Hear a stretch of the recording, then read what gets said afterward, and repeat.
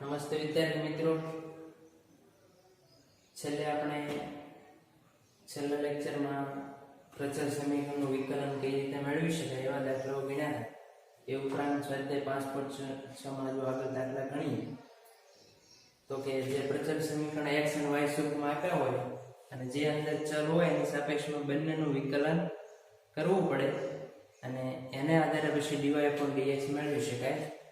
તો અહીંયા જે છે એ x બરાબર a cos t વત્તા log tan t/2. તો આ પદ જે છે એનું આપણે t ની સાપેક્ષમાં વિકલન કરીએ અને t વાળું ચલ પદ છે નું t ની સાપેક્ષ વિકલન લેતા તો x નું t ની સાપેક્ષમાં વિકલન લેવામાં આવે તો dx/dt બરાબર એ અચળ પદ એમનેમ રહેશે. cos t જે છે એનું થશે -sin t plus log tan t/2 છે વિદ્યાર્થી મિત્રો. તો log tan t/2 નું log x નું 1/x પ્રમાણે 1/tan t/2 પણ tan t/2 નું વિકલન બાકી રહે એ થશે sec2 t/2. હજુ t/2 નું વિકલન બાકી રહે જે આપણે બાજુમાં 1/2 મૂકશું. આ રીતે વિકલન થાય જોઈ લો ફરીથી. એ એમના cos t જે છે એનું -sin t log tan t/2 નું છેદમાં tan t/2 tan t/2 નું બાકી sec2 t/2 અને t/2 નું બાકી રહે 1/2. એટલે આ રીતે પદ મળ્યા. એટલે આ વિદ્યાર્થી મિત્રો અહીંયા આ પદ એટલે સુધી નથી રાખવું, આગળ એનું સાદું વ્યવસ્થિત આપી દો તો dy/dx મેળવવામાં તમારે સરળતા રહે. તો કે એ આપણે જે છે એમ નામ રાખીએ -sin t.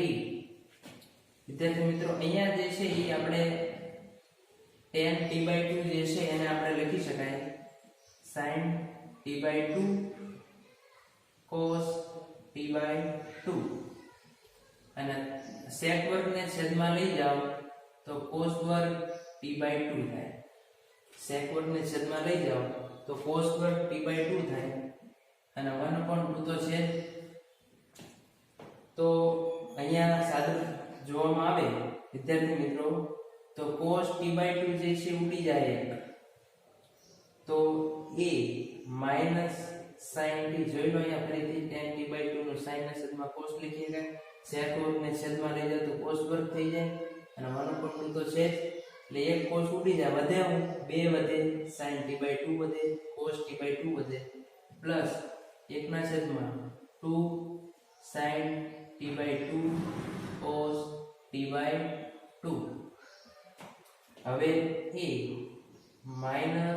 -sin t plus 1 ના છેદમાં 2 sin t/2 cos t/2 નું સૂત્ર થશે sin t.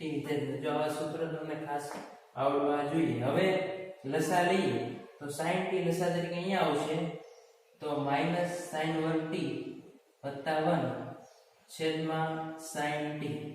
હજુ સાદું આપી દઈએ તો કે dx/dt બરાબર તો ઉપર 1 - sin વર્ગ એટલે cos વર્ગ થાય એટલે e અંશમાં થશે cos વર્ગ t છેદમાં sin t. આ 0 ન હોય એને સમીકરણ 1 કહી દો. હવે y છે વિદ્યાર્થી મિત્રો y બરાબર a sin t y બરાબર a sin t નું t ની સાપેક્ષ વિકલન લેતા તો y જે છે એટલે dy/dt y બરાબર a sin t છે તો a એમનામ sin t નું cos t આને સમીકરણ 2 કહેવામાં આવે. તો હવે આપણે dy/dx મેળવવા છે તો dy/dx બરાબર અંશમાં dy/dt છેદમાં dx/dt જ્યાં છેદ dx/dt ત્યારે 0 ન હોય એટલે અંશમાં dy/dt ની કિંમત મૂકે સમીકરણ 2 ને આધારે તો a cos t થશે. છેદમાં dx/dt ની કિંમત સમીકરણ 1 ને આધારે એટલે a cos વર્ગ t છેદમાં sin t છેદનો છેદ અંશમાં જશે વિદ્યાર્થી મિત્રો આ એક a ઉડી જાય એક cos ઉડી જાય તો sin t અંશમાં જાય sin t છેદમાં એક cos t વધે dy upon dx તો sin ના છેદમાં cos એટલે tan એટલે જવાબ આવશે tan t dy upon dx આ વિદ્યાર્થી મિત્રો જવાબ તૈયાર તો દાખલો જે છે એ કઈ રીતે ગણવાનો તો કે માત્ર એટલે સુધી દાખલો નહીં થાય dx upon dt નું સાદુરૂપ તમારે આપવું પડશે તો આ રીતે સાદુરૂપ એટલે સુધી આપી દેવાનું અને પછી dy upon dt મેળવવાના આ સાદુરૂપ આપ્યા પછી dy upon dx મેળવવામાં સરળતા રહે વિદ્યાર્થી મિત્રો અને ઘણા કઈ રીતે દાખલો ગણે dy upon dx upon dt જે છે છેદમાં રાખે dx upon dt છેદમાં રાખે એટલે કિંમત જે છે આમાં સાદુરૂપ આપવું અઘરું પડે એટલે અગાઉ જે છે એનું સાદુરૂપ તમારે આપી દેવાનું એટલે દાખલો ગણવામાં સરળનો દાખલો છે વિદ્યાર્થી મિત્રો નવમો દાખલો આપણે જોઈએ નવમો છે x બરાબર a sec theta y બરાબર b tan theta માટે dy upon dx શોધો તો વિદ્યાર્થી મિત્રો અહીંયા x બરાબર આપે છે x બરાબર a sec theta અને y બરાબર b tan તો થીટા છે તો થીટાની સાપેક્ષ બેનું વિકલન કરવું પડશે x બરાબર a sec theta નું થીટાની સાપેક્ષ વિકલન લેતા તો અહીંયા dx upon d theta એ એમનામ રહેશે sec નું વિકલન ખબર છે sec tan sec theta tan theta is not equal to 0 સમીકરણ 1 કહી દેવામાં આવે y છે y બરાબર p tan theta નું થીટાની સાપેક્ષ વિકલન લેતા તો ઈ જે છે dy upon d theta b એમનામ tan નું આપણને ખબર છે sec વર્ગ theta તો હવે આપણે બે મળી ગયા છે આને સમીકરણ 2 કહી દો તો dy upon dx કઈ રીતે મળશે તો અંશમાં dy upon d theta છેદમાં dx upon d theta અંશમાં dy upon d theta મૂકો તો p sec વર્ગ theta છેદમાં a sec tan મૂકો a sec theta into tan theta અહીંયા લખવાનું 1 2 પરથી સમીકરણ 1 2 પરથી હવે સાદુરૂપ આપી દો તો એક sec ઉડી જાય વિદ્યાર્થી મિત્રો તો વધુ એનું તમે સાદુરૂપ આપો તો કઈ રીતે સાદુરૂપ આપી શકાય તો કે dy upon dx બરાબર b upon a તો છે b upon a છે આ sec જે છે એનું 1 upon cos theta લખી શકાય અને છેદમાં tan છે એને sin ના છેદમાં cos લખી શકાય sin theta ના છેદમાં cos theta એટલે cos ઉડી જાય એટલે b upon a આ sin ને ઉપર લઈ જાઓ તો cosec theta થશે dy upon dx આ જવાબ તમને મળે તો પ્રચલ સમીકરણવાળા દાખલા જે છે વિદ્યાર્થી મિત્રો એ વિકલન ખાસ બંને પ્રચલ સમીકરણ જે ચલ હોય એની સાપેક્ષમાં વિકલન કરી નાખવું પડે અને પછી dy upon dx અંશમાં dy upon d theta મૂકવાના રહે છેદમાં dx upon d theta મૂકવા પડે અને છેદમાં જે dx upon d theta આવે ઈ ક્યારે 0 ન હોય કેમ કે 0 હોય તો ઇન્ફિનિટી થઈ જાય જે શક્ય નથી એટલે પ્રચલ સમીકરણવાળા દાખલા જે છે તમારા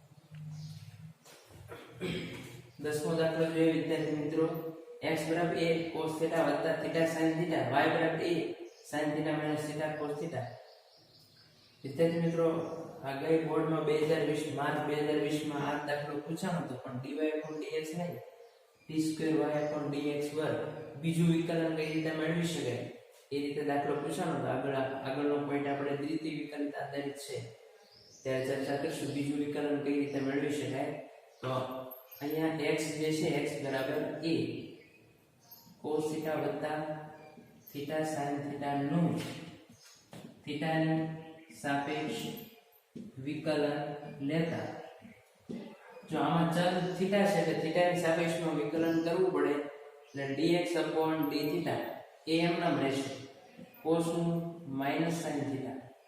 હવે વિદ્યાર્થી આનું વિકલન કરશું તો એ બે પદ છે ગુણાકારનો નિયમ વાપરવો પડે વિકલન માટે. પ્રથમ પદ થીટા એમ નામ sin cos પ્લસ બીજું પદ sin થીટા એમ નામ પ્રથમ પદનું 1 આ રીતે વિકલન થઈ જાય એનું સાદું વાપરો અંદર sin થીટા ઉડે તો વધે a theta cos theta not equal 0 સમીકરણ 1 આપી દેવામાં આવે તો આ મળી જાય dx d થીટા. અને હવે આપણે જોઈએ y બરાબર a sin theta minus theta cos theta નું થીટાની સાપેક્ષ વિકલન લેતા તો આનું થીટાની સાપેક્ષમાં વિકલન લેવામાં આવે તો dy d થીટા બરાબર a એમ નામ રહેશે sin નું cos થીટા માઈનસ જો અહીંયા આગળ માઈનસ છે વિદ્યાર્થી મિત્રો એટલે કૌંસ ખાસ કરવો પડે. અહીંયા ગુણાકારનો નિયમ વાપરશું વિકલન માટે થીટા એમ નામ cos નું માઈનસ sin થીટા વત્તા cos થીટા બીજું પદ એમ નામ પ્રથમ પદનું 1 કૌંસ વિદ્યાર્થી મિત્રો ખાસ કરવો પડે કારણ કે આગળ માઈનસ છે એટલા માટે જોઈ લો ફરીથી sin નું cos આ માઈનસ એમ નામ એ ગુણાકારનો નિયમ વાપરશું વિકલન માટે થીટા cos નું માઈનસ sin વત્તા cos એમ નામ પ્રથમ પદનું 1.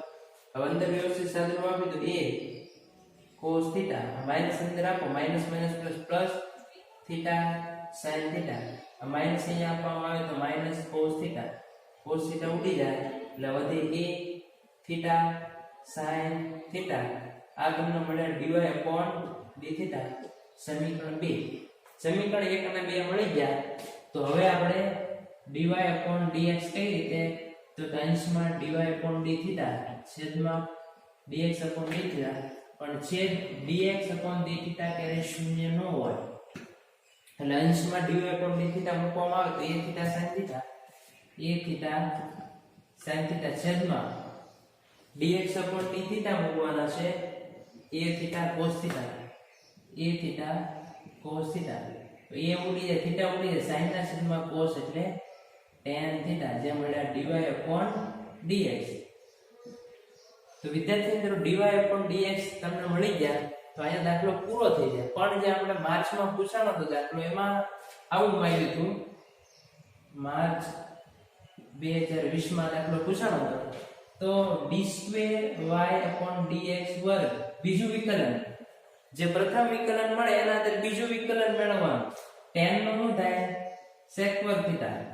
તો વિદ્યાર્થી મિત્રો પ્રથમ વિકલન dy dx મળે પછી d2 y dx વર્ગ એટલે dy dx નું x ની સાપેક્ષમાં વિકલન કરવાનું એટલે d2 y dx વર્ગ નિયમ પ્રમાણે tan નું sec વર્ગ થાય પણ અહીંયા થીટા નું x ની સાપેક્ષમાં વિકલન બાકી રહે વિદ્યાર્થી મિત્રો d થીટા dx કેમ કે d2 y dx વર્ગ છે એટલે x ની સાપેક્ષમાં છે એટલે tan નું નિયમ પ્રમાણે sec વર્ગ પણ થીટા નું બાકી d થીટા dx. હવે તમારે અહીંયા d થીટા dx થીટા છેદમાં લઈ જાય તો dx d થીટા ની કિંમત જે છે તમારે મૂકવી પડે. અહીંયા જે કિંમત જે છે એ મૂકશું dx d થીટા તો sec વર્ગ થીટા છેદમાં લઈ જાય તો dx d થીટા ની કિંમત શું આવશે a થીટા cos થીટા અહીંયા લખશું dx d થીટા ની કિંમત મૂકતા તો સાદુરૂપ આપી દો તો cos ઉપર જાય તો sec એટલે sec ઘન છેદમાં a theta d2 y dx વર્ગ. તો આ રીતે માર્ચમાં દાખલો પૂછાણો તો આ રીતે ગણવું પડે વિદ્યાર્થી મિત્રો. બીજું વિકલન આમાં દાખલો આપણે એટલે સુધી છે પણ માર્ચમાં આ રીતે પૂછાણો તો બીજું વિકલન કઈ રીતે થાય તો tan નું sec વર્ગ થીટા નું બાકી રહે ત્યાં dx d થીટા ની કિંમત છેદમાં મૂકવી પડે a થીટા cos ઉપર જે sec ઘન છેદમાં a થીટા. એનો દાખલો જોઈએ વિદ્યાર્થી મિત્રો 11મો તો કે જો x બરાબર વર્ગમૂળમાં a sin inverse t y બરાબર વર્ગમૂળમાં a cos ઇન્વર્સ t હોય તો સાબિત કરો કે dy upon dx બરાબર માઈનસ y ના છેદમાં x, જે તમારે સાબિત કરીને બતાવવાનું છે વિદ્યાર્થી મિત્રો. અહીંયા બંને પ્રચલ સમીકરણ છે, x આપ્યા છે અને y આપ્યા છે. તો સીધું વિકલન કરવું હોય વિદ્યાર્થી અંદર t છે તો dx upon dt dy upon dt મેળવીને તમે વિકલન કરી શકો. પણ એનાથી પણ વધુ સરળ રીતે કઈ રીતે ગણી શકાય તો કે બંને સમીકરણ જે છે એનો વર્ગ તમે ગણી નાખો. a sin ઇન્વર્સ t છે તો અહીંયા x વર્ગ બે બાજુ વર્ગ કરો તો વર્ગમૂળ પદ દૂર થઈ જાય, a sin ઇન્વર્સ t. અને વિદ્યાર્થી મિત્રો y જે છે એનું પણ આપણે વિકલન y જે છે એને પણ બંને બાજુ વર્ગ ગણી નાખીએ તો y વર્ગ a cos ઇન્વર્સ t. આવું શા માટે કર્યું? બે બાજુ વર્ગ કરી નાખો, x વર્ગ અને y વર્ગ, તો બેનો ગુણાકાર કરી નાખો. x વર્ગ into y વર્ગ નો ગુણાકાર કરો તો a sin inverse t into a cos inverse t. હવે તમને ખબર છે વિદ્યાર્થી મિત્રો ગુણાકારમાં આધાર સમાન હોય તો ઘાતનો સરવાળો થઈ જાય એટલે a sin ઇન્વર્સ t વત્તા cos ઇન્વર્સ t. અહીંયા છે x વર્ગ into y વર્ગ. તો હવે ઉપર જે છે ઈ π/2 થઈ જાય. તમને ખ્યાલ હશે sin ઇન્વર્સ x વત્તા cos ઇન્વર્સ x બરાબર π/2 થાય. આને આધારે અંશમાં થઈ જાય π/2. અહીંયા વધે x વર્ગ into y વર્ગ. હવે વિદ્યાર્થી મિત્રો આનું વિકલન કરવામાં આપણે જે અગાઉ જે ગુણ વિધેયનું વિકલન મેળવ્યું હતું એ જ રીતે આનું વિકલન સરળતાથી થઈ શકે. આનું x ની સાપેક્ષમાં વિકલન કરી નાખો. નું x ની સાપેક્ષ વિકલન લેતા તો શું થશે તો કે પ્રથમ પદ x વર્ગ એમનો, બીજા પદ y વર્ગ નું 2y dy upon dx. બીજું પદ y વર્ગ એમનો, પ્રથમ પદ x વર્ગ નું વિકલન 2x અને સામે અચળ પદ આખું છે એટલે એનું વિકલન થશે 0. તો વિદ્યાર્થી મિત્રો હવે આમાં dy upon dx વાળું પદને આપણે ડાબી બાજુ રાખીએ તો શું થશે તો કે 2yx વર્ગ dy upon dx. અહીંયા આ પદને સામે મોકલી દઈએ તો -2xy વર્ગ. હવે dy upon dx બરાબર તો કે આ પદને સામે 2xy વર્ગ છે, આ પદને છેદમાં મોકલી દો તો 2yx વર્ગ. તો સાદુરૂપ તો બે ઉડી જાય, એક y ઉડી જાય, x ઉડી જાય. તો અંશમાં વધ્યા y, છેદમાં વધ્યા x અને માઈનસ dy upon dx. તો વિદ્યાર્થી મિત્રો આ રીતે તમને dy upon dx સરળતાથી મેળવી શકો. અને સીધું તમે મેળવવા જાવ તો એમાં સાદુરૂપ મોટું થાય અને આમાં સરળતાથી એનું સાદુરૂપ જે છે તમે આપી શકો. x બરાબર વર્ગમૂળમાં a sin ઇન્વર્સ t. તો બે બાજુ વર્ગ કરીને બેનો ગુણાકાર કરી નાખો તો આવું સમીકરણ જે છે મળી જાય. x વર્ગ into y વર્ગ બરાબર a raised to π/2. મતલબ પછી એને ગુણ વિધેયનું વિકલન જે રીતે મેળવી એ રીતે તમે વિકલન મેળવી શકો. જોઈ લો ફરીથી વિદ્યાર્થી મિત્રો.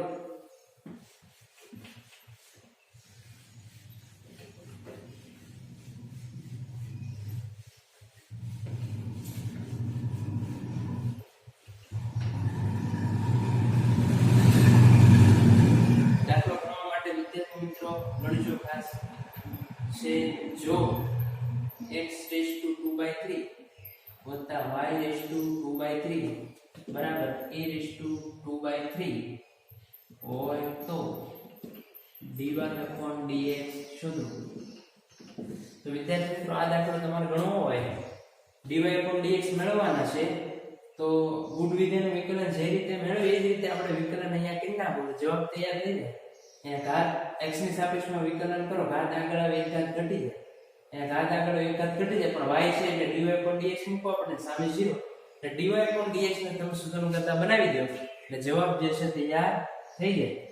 તો વિદ્યાર્થી મિત્રો આ રીતે આપણે જે છે એ પ્રચલ સમીકરણનું વિકલન કઈ રીતે મેળવી શકાય એ આપણે ચર્ચા કરી. ખાસ દાખલા ગણજો, રિવિઝનમાં વારંવાર લેતા રહેજો, એટલે તમને ભૂલાવાની શક્યતા ઓછી. અને હવે પછીનો પોઈન્ટ જે છે એ આપણે દ્વિતીય વિકલન, પ્રથમ વિકલન dy upon dx મેળવ્યું હોય તો એના આધારે દ્વિતીય વિકલન કઈ રીતે મેળવી શકાય એની ચર્ચા કરશું. આજના લેક્ચરમાં આપણે એટલું રાખીએ.